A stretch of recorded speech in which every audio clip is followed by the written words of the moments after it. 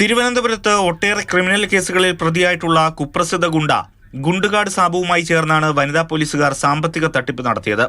തിരുവനന്തപുരം പേയാട് സ്വദേശിയായ വിഴിഞ്ഞം coastal police സ്റ്റേഷനിലെ സീനിയർ CPO സംഗീത, സഹോദരി തൃശൂർ വനിതാ സെല്ലിലെ ഉദ്യോഗസ്ഥ സുനിത എന്നിവരാണ് തട്ടിപ്പിന് നേതൃത്വം നൽകിയത്. തിരുവനന്തപുരം കാട്ടായിക്കോണം സ്വദേശിയായ ആതിരയുടെ പക്കൽ നിന്നും ഭൂമി വാങ്ങുന്നതിന് അടിയന്തര ആവശ്യങ്ങൾക്കായെന്ന വ്യാജേനയാണ് പലപ്പോഴായി 19 ലക്ഷം രൂപ സംഘം തട്ടിയെടുത്തത്. സൗഹൃദം നടിച്ച് കുടുംബ സുഹൃത്തായി മാറിയ ശേഷമായിരുന്നു പണം വാങ്ങിയെടുത്തത്. തുടർന്ന് ഇക്കഴിഞ്ഞ മാർച്ചിൽ പണം തിരികെ ആവശ്യപ്പെട്ടത് മുതൽ സംഗീതയും സുനിതയും പരാതിക്കാരിയെ ഭീഷണിപ്പെടുത്തി. തുടർന്ന് ഗുണ്ടയുടെ ഭീഷണിയും. നിങ്ങൾ കാശ് പലിശയ്ക്ക് കൊടുത്തിട്ട് 20% പലിശ ചോദിച്ച് ശല്യം ചെയ്യുന്ന സംഗീത ചേച്ചിയുടെ ആവശ്യത്തിനാണ് ഞാൻ വിളിച്ചത്. പലിശക്കല്ലേ പൈസ കൊടുക്കുന്നത്? നിങ്ങൾ ചോദിക്കാതെ ആരാണ്? എന്റെ പേര് ഗുണ്ടാട് സാബു എന്നാണ്. ഞാൻ ആരാണെന്ന് ഇപ്പൊ പറഞ്ഞില്ലേ, വീണ്ടും പറഞ്ഞുതരാം. ഗുണ്ടാട് സാബു മനസ്സിലാക്കി തരാം.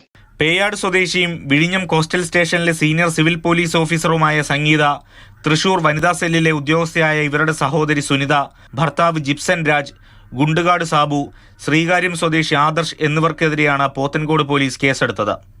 പിന്നീട് കേസ് മലയൻകീഴ് സ്റ്റേഷന് കൈമാറി. പണം തട്ടിയതും ഭീഷണി സംബന്ധിച്ചും പലതവണ പോലീസിൽ പരാതി നൽകിയെങ്കിലും നടപടി ഉണ്ടായില്ല.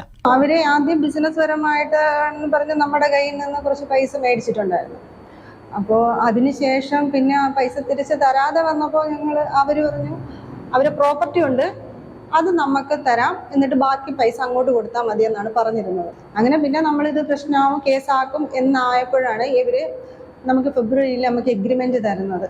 ഒരു ചെക്കും തന്ന് നമുക്ക് എഗ്രിമെന്റ് തരുന്നത്. മുഖ്യമന്ത്രിക്ക് നൽകിയ പരാതിയിലാണ് ഒടുവിൽ കേസെടുക്കാൻ പോലീസ് തയ്യാറായത്.